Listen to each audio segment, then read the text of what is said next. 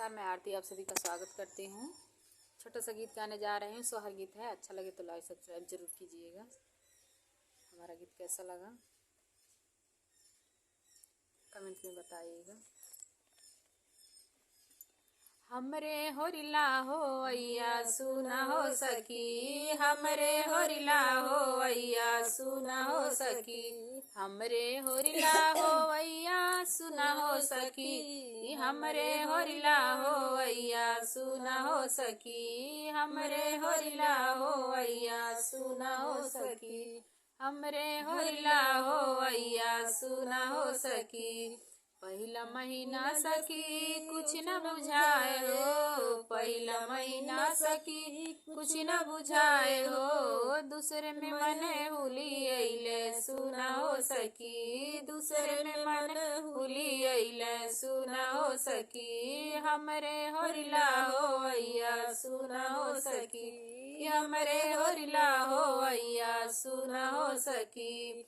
दूसरा महीना सखी तीसरा महीना सखी गोड़ घर आए हो, तीसरा महीना सखी गोड़ घर आए हो, चौथा महीना सूजी गईले सुना हो सखी, चौथा महीना सूजी गईले सुना हो सखी, हमरे होरिला हो अय्या सुना हो सखी, हमरे होरिला हो अय्या सुना हो सखी।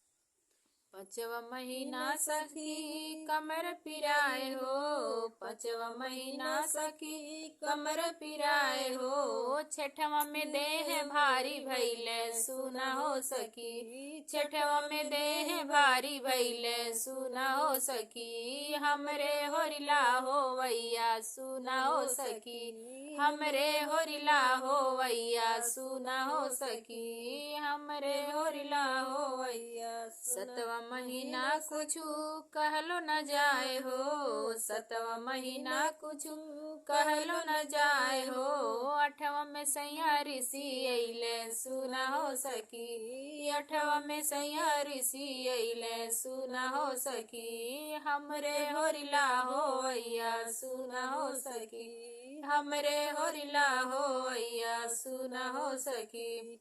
नौवा महीना सखी चललो न जाए हो, नौवा महीना सखी चललो न जाए हो, दसवें में होरिला हो गईले सुना हो सखी, दसवें में होरिला हो गईले सुना हो सखी, हमरे होरिला हो अय्या सुना हो सखी, हमरे होरिला हो अय्या सुना हो सखी।